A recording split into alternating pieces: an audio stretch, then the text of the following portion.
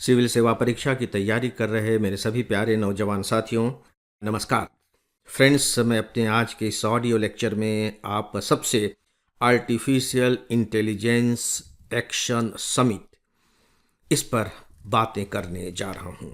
Artificial intelligence AI action summit जो अभी अभी पेरिस में हुआ था और जिसकी सह अध्यक्षता करने का गौरव हमारे देश को मिला। आप जानते हैं कि फ्रांस के राष्ट्रपति मैक्रों जी और हमारे प्रधानमंत्री श्री नरेंद्र मोदी जी दोनों ने मिलकर की इस सम्मेलन की अध्यक्षता की है। तो पहले दो बातें मैं आपके सामने रखना चाहूँगा। इस सम्मेलन में भारत का नज़रिया क्या था? हमारे प्रधानमंत्री जी ने कौन सी सबसे महत्वपूर्ण बात कही? बहुत सी बातें उन्होंने कही, लेकिन मुझे ऐसा लगता है कि उन्होंने जो सबसे महत्वपूर्ण बात कही वो ये कि ये जो आर्टिफिशियल इंटेलिजेंस है, इसे वैश्विक गवर्नेंस को पारदर्शी एवं भरोसेमंद बनाया जाना चाहिए। ये पारदर्शी हो, ट्रांसपेरेंट हो और विश्वसनीय हो। यानी कि जो फेक न्यूज़ होती हैं, जो गलत तरीके से लोगों को बरगलाया जाता है, गलत सूचनाएं दी जाती हैं, उससे बचाया जाए। और दूसरी जो बहुत ही महत्वपूर्ण बात कही वो ये कि इसकी जो प्रौद्योगिकी है, इसकी प्रौद्योगिकी जो विकासशील राष्ट्र हैं, जिन्हें अखबार कभी कभी निर्धन देश भी लिख देते हैं, उनको भी प्रोवाइड की जाए ताकि वो भी इस नई क्रांति में शामिल हो सके। देखिए, इसमें जो प्रधानमंत्री जी की पहली बात है कि वैश्विक गवर्नेंस को पारदर्शी बनाया जाए। यह हमारी एक तरीके से विदेश नीति का बहुत ही महत्वपूर्ण अंग है। जो दूसरी बात है वह भी हमारी विदेश नीति का महत्वपूर्ण अंग है, लेकिन थोड़ा सा अलग मामले में कि भारत हमेशा अंतर्राष्ट्रीय मंचों पर जो विकासशील राष्ट्र हैं उनका नेतृत्व करता आ रहा है और आज भी वह कर रहा है। इसीलिए भारत ने कहा कि जो विकासशील और निर्धन देश हैं, इसकी प्रौद्योगिकी को उन्हें भी उपलब्ध कराया जाए। ये उन्होंने कही। मैक्रों साहब ने जो बात कही वो ये कि जो यूरोप है वो आर्टिफिशियल इंटेलिजेंस का जो एक तरीके से केंद्र बनने जा रहा है, क्योंकि हमारे पास इसके लिए पर्याप्त टेक्नोलॉजी है और साथ ही साथ हमारे पास इसके लिए मैन पावर भी है। देखिए, अब इसमें भारत को क्यों शामिल किया गया है? आप जानते हैं कि भारत अभी खासकर आर्टिफिशियल इंटेलिजेंस मामले में, ठीक है, वो अमेरिका और चाइना के बराबर नहीं है, लेकिन वो लगातार इसमें प्रयासरत है और हमारे जो इंजीनियर हैं अभी विश्व स्तर पर ख्याति प्राप्त कर रहे हैं। यानी कि मैन पावर तो हमारे पास भी है, इंटेलिजेंसिया भी हमारे पास है। हम टेक्नोलॉजी की तलाश में हैं और उस ओर हमारे कदम आगे बढ़ चुके हैं। फ्रेंड्स, एक सूचना है, एफईआईएस का एक मोबाइल ऐप है। इस पर आपको आईएएस की तैयारी के लिए रोजाना 10 न्यूज़पेपर्स के चुने हुए एडिटोरियल कमेंट्स और आर्टिकल्स पढ़ने को मिलेंगे। आप इस पर करेंट अफेयर्स पर बेस्ड मेरा डेली ऑडियो लेक्चर भी सुन सकेंगे और इसके अलावा आपको और भी बहुत कुछ मिलेगा, वह भी सब कुछ फ्री। तो आप बिना देरी किए इस ऐप को एंड्रॉयड या अपने एप्पल डिवाइस पर इंस्टॉल कर लें। दोस्तों, अब हम थोड़े से जो दूसरे देश हैं उनके भी व्यू को जान लेते हैं जो इस समिट में हमारे सामने आए हैं। इसे जानना इसलिए जरूरी है ताकि इस पर यदि कभी प्रश्न पूछा जाए, और जो मुझे लगता है कि 2025 के मेंस में शायद इसकी संभावना भी है, तो हम अलग अलग व्यू को जान सकें। राइट? अमेरिका का इसके बारे में क्या विचार था? अमेरिका का मानना था कि ये जो एआई इंडस्ट्री है, इसके हम ज़्यादा रेगुलेशन के विरोध में हैं। हम नहीं चाहते कि इसे बहुत रेगुलेट किया जाए, क्योंकि यदि बहुत रेगुलेशन किया गया तो इसका जो इनोवेशन है वो खत्म हो जाएगा। और वैसे भी भारत अपने नागरिकों को फ्री स्पीच देने का हिमायती रहा है। यानी कि जो दूसरे देश ये कह रहे हैं कि नहीं, एआई को रेगुलेट किया जाना चाहिए, अमेरिका उसके पक्ष में नहीं है। जो यूरोप के देश हैं, जिसमें फ्रांस शामिल है, वो अमेरिका के बिल्कुल विरोध में हैं। उनका ये कहना है कि नहीं, ठीक है, आप एआई को विकसित कीजिए, लेकिन सख्त नियमों के द्वारा और सरकारी निवेश के द्वारा। यदि उसके नियम कड़े रहेंगे और निवेश सरकार का होगा तो जो एआई है वह नैतिकतापूर्ण हो सकेगा और ज़्यादा सुरक्षित भी हो सकेगा। यानी कि जो क्राइम वगैरह होते हैं, इसका जो दुरुपयोग होता है, वह दुरुपयोग रुक सकेगा। ये यूरोप का कहना था।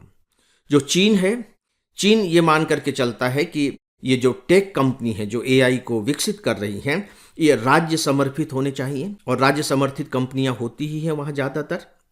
और हमारा जो ध्यान है वो एआई का विकास करने की ओर है कि हम ज़्यादा से ज़्यादा इसका विकास करें। तो देखिए, मैंने आपके सामने भारत के विचार रख दिए, फ्रांस क्या सोचता है वो बता दिया, अमेरिका क्या सोचता है, यूरोप क्या सोचता है और चीन क्या सोचता है, इन सभी के विचार आपके सामने रख दिए हैं। अब मैं इसके सेकेंड स्टेज पर आता हूँ। ये जो समिट हुआ है, ये एआई का तीसरा सम्मेलन है, याद रखिए, जो फ्रांस में हुआ है, तीसरा सम्मेलन है। जो पहला सम्मेलन हुआ था 2023 में, वह ब्रिटेन में हुआ था। ब्रिटेन में जब ये सम्मेलन हुआ था तो एक ब्लेचली पार्क घोषणा पत्र जारी हुआ था, जिसे ब्लेचली घोषणा पत्र कहते हैं। उसमें ये बात कही गई थी कि नहीं, इसको नियमित किया जाना चाहिए, रेगुलेट किया जाना चाहिए। उसके बाद बहुत से देशों ने कानून नहीं बनाए हैं, लेकिन कुछ देशों ने कानून बना भी दिए हैं, जिसमें जहाँ तक मुझे याद आ रहा है कि यूरोपीय संघ शामिल है। दूसरे देश अभी इस कोशिश में लगे हुए हैं। इसके बाद जो नेक्स्ट हुआ 2024 में, वो दक्षिण कोरिया में हुआ, दक्षिण कोरिया में। और ये जो तीसरा समिट है अब फ्रांस के पेरिस में हुआ है। ये जो समिट हुआ है, इसके 3 मुख्य तत्व थे कि इसके फाउंडेशन के बारे में विचार किया जाए कि इसे कैसे विकसित किया जाए। दूसरा ये था कि एआई जो हमारे सामने चुनौतियां पेश कर रही है, उसके क्या समाधान हो सकते हैं। देखिए, चुनौतियां हम सबके सामने हैं। एक बहुत बड़ी चुनौती ये है कि ये मानव को स्थगित कर देगा, मानव ब्रेन को स्थगित कर देगा। देखिए, हमारे प्रधानमंत्री जी ने ये बात कही है कि नहीं नहीं, इससे कोई संकट नहीं है रोजगार को। इससे पहले आविष्कार होते रहे हैं और उनका जीवन पर सकारात्मक प्रभाव ही पड़ा है। लेकिन जो आर्टिफिशियल इंटेलिजेंस है, उसका प्रभाव बिल्कुल अलग है। क्योंकि सोच करके देखिए कि अभी तक जितने भी आविष्कार हुए हैं वो मनुष्य के हाथों का सपोर्ट लेते थे। इंजन आ गया, ठीक है, हम उसे चलाएंगे। लेकिन आर्टिफिशियल इंटेलिजेंस तो हमें स्थगित कर रहा है, मनुष्य के बदले में काम कर रहा है, मनुष्य के ब्रेन का काम कर रहा है। तो फिर मनुष्य की जरूरत ही क्या रह जाएगी। तो इस तरह के बहुत से खतरे महसूस किए जाने लगे। और जो साइबर क्राइम है, जो अपराध, इन सब के बारे में आप जानते ही हैं। तो इनके समाधान क्या हो सकते हैं। और तीसरा ये है कि आर्टिफिशियल इंटेलिजेंस को रोका तो नहीं जा सकता, ये लगातार विकसित होता चला जाएगा। तो इसके मानक क्या हो, वैश्विक मानक क्या हो। अभी तो हर राष्ट्र अपने अपने तरीके से कर रहा है, लेकिन क्या इसका कोई वैश्विक मानक भी तैयार हो सकता है। इस पर बातचीत होनी थी। समिट में जो 2 सबसे महत्वपूर्ण सफलताएं मिली हैं वो ये है, एक तो यह कि एआई फाउंडेशन बनाया जाएगा, आर्टिफिशियल इंटेलिजेंस फाउंडेशन। और जो दूसरा होगा वो होगा सस्टेनेबल एआई काउंसिल। तो ये सस्टेनेबल एआई काउंसिल क्या है। देखिए, 3 सबसे बड़ी चिंताएं अभी खासकर इस सम्मेलन में व्यक्त की गई है एआई को लेकर। उसमें जो तीसरी चिंता है वो कार्बन फुटप्रिंट से संबंधित है। जब आप एआई का उपयोग करते हैं, मैं इसके साइंटिफिक पार्ट पर नहीं जा रहा हूं, तो इससे बहुत ज्यादा कार्बन उत्सर्जित होती है। और आप जानते हैं कि ग्लोबल वार्मिंग का सबसे बड़ा कारण क्या है, कार्बन उत्सर्जन।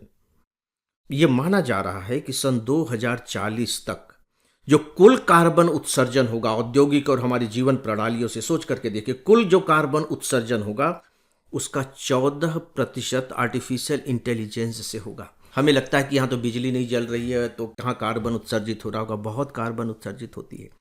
डीप सीक की जो एक बहुत बड़ी विशेषता है वो ये कि चैट जीपीटी की तुलना में इसमें कार्बन उत्सर्जन बहुत कम है। मतलब यूं कह लीजिए कि बिजली की खपत ही कम है। तो सस्टेनेबल एआई काउंसिल का उद्देश्य यही होगा कि कैसे हम एक ऐसा एआई तंत्र विकसित कर सकें जिसमें कम से कम कार्बन उत्सर्जित हो। जो दूसरा संकट है फ्रेंड्स, वो है एआई के ओपन सोर्स और क्लोज्ड सोर्स को लेकर के। हमारे प्रधानमंत्री जी ने जो बात कही कि इसके टेक्नोलॉजी निर्धन और विकासशील देशों को उपलब्ध कराया जाए, इसका संबंध इसी ओपन सोर्स और क्लोज्ड सोर्स एआई से है। देखिए, ओपन सोर्स क्या है। जैसे अभी चाइना ने जो डीप सीक जारी किया है, उसका जो मॉडल जारी किया है, वो ओपन सोर्स है। ओपन सोर्स का मतलब है कि हमने ये जारी कर दिया, अब दूसरा देश इसका जो कोड है उसको अपने हिसाब से मुफ्त में परिवर्तित कर सकता है। आप अपनी जरूरत के हिसाब से उसे बदल लीजिए, तो ये ओपन हो गया। जो क्लोज्ड सोर्स होगा वो इसके विपरीत होगा, कि जो जारी कर दिया गया है जैसे चैट जीपीटी, वो क्लोज्ड सोर्स है। इसके कोड में आप कोई परिवर्तन नहीं कर सकते, इसका जो मालिकाना हक है वो इसकी कंपनी का है। जबकि डीप सीक में क्या है कि नहीं नहीं, आप बदलना चाहते हैं तो आप बदलिए, या यूं कह लीजिए कि ये कॉपीराइट फ्री है। जबकि जो क्लोज्ड सोर्स होगा वो कॉपीराइट फ्री नहीं होगा। तो ये कोशिश की जा रही है कि हम ज़्यादा से ज़्यादा ओपन सोर्स की तरफ चलें, और जबकि चाइना ने बाकायदे जारी कर दिया है तो उसने एक रास्ता तो दिखा ही दिया है ओपन सोर्स के लिए।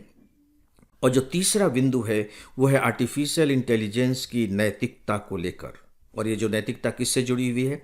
एल्गोरिदम से जुड़ी हुई है। आप जानते हैं कि एल्गोरिदम आपको आपकी ज़रूरत के हिसाब से चीज़ें दिखाता है। वो जो आपको दे रहा है इन्फॉर्मेशन, वो पूर्वाग्रहों से ग्रस्त है, राजनीतिक प्रभाव तक उसके बहुत ज़बरदस्त रूप से पड़ते हैं। निजता का उल्लंघन होता ही होता है। ये अपनी कोई कानूनी जवाबदेही नहीं लेता है, कंपनियां नहीं लेती हैं उस तरीके से। तो ये नैतिकता से जुड़े हुए प्रश्न हैं। तो इस तरीके से तीन महत्वपूर्ण जो मूलभूत प्रश्न थे इसके सामने रखे गए। नंबर एक, ओपन सोर्स बनाम क्लोज्ड सोर्स आर्टिफिशियल इंटेलिजेंस। दूसरा, एआई की नैतिकता। और तीसरा, कार्बन फुटप्रिंट। ये खुशी की बात है दोस्तों कि 90 देशों के प्रतिनिधियों ने इसमें भाग लिया है, और उम्मीद की जा रही है कि चूंकि अब सिलसिला चल निकला है तो निश्चित तौर पर इसके बारे में कुछ न कुछ गंभीरता से विचार करने के बाद अच्छे परिणाम सामने आएंगे। तो दोस्तों, इस विषय पर बस इतना ही, और इसी के साथ ही अब इस डेली ऑडियो लेक्चर को यहीं समाप्त करता हूँ। नमस्कार।